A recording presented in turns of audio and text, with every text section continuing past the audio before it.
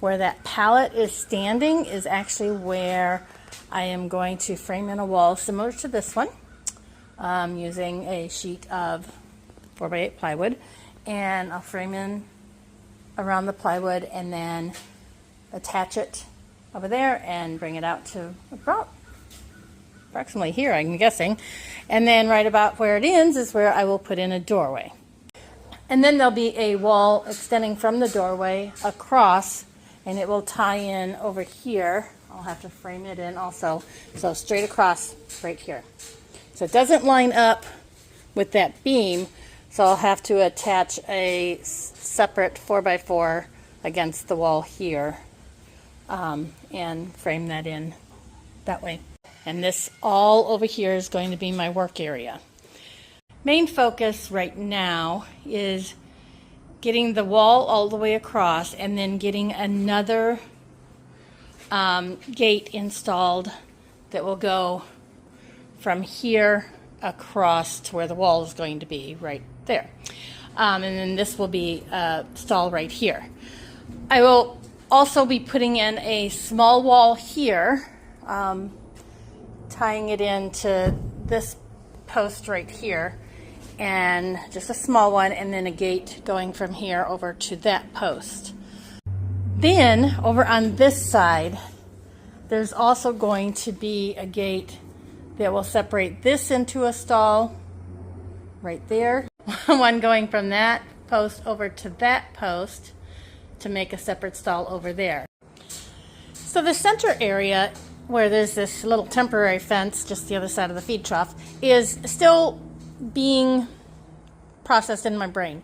Originally we were going to have two gates with multi-use, one on this post and one on that post, and it could go across to separate that on both sides, or it could come across the center, overlap in the middle, and be chained together to separate that area. Then this right here would be one big area without stalls.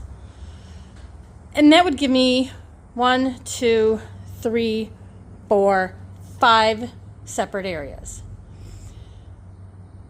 If they were open to cross here, then that would give me 1, 2, 3, 4, 5, 6 separate areas.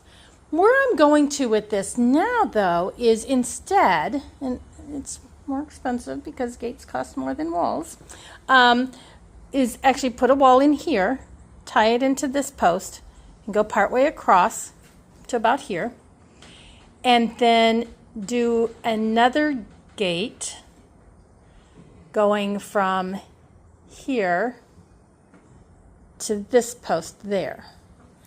And the reason for that is that will then give me the ability, so that involves 1, 2, 3, 4, 4 or 5 more gates. I'd have to sit down on paper and figure it out. But that would give me the ability to have 7 separate sections. So one of the reasons why I want to have 7 separate sections in this barn is so that I'll have one for the male goats, one for any babies, if we need to separate mama and a baby away from the rest of the herd, we'll have a separate area for them. So there's 3 right there that are needed. Babies, when it's time for weaning them, they should be separated from their mamas. Occasionally, when the females go into heat, they're bullies. They need a separate place to be isolated because they're heinous when they're in heat. Now, at that point, I could put them in with the boys, assuming the boys are old enough to do the job. Problem solved with that. So I still need 3 stalls just for the goats. Then I need, once Carrie has her baby, I'm going to want to have a separate stall to be able to separate the baby out, to take care of any medical treatment or preventive care or anything like that that we have to do. So there's 2 more. So we're at 5 already. And I mean, eventually I want Reba to have a baby. Oh, and if Carrie has a bull he'll need to be separated from the girls.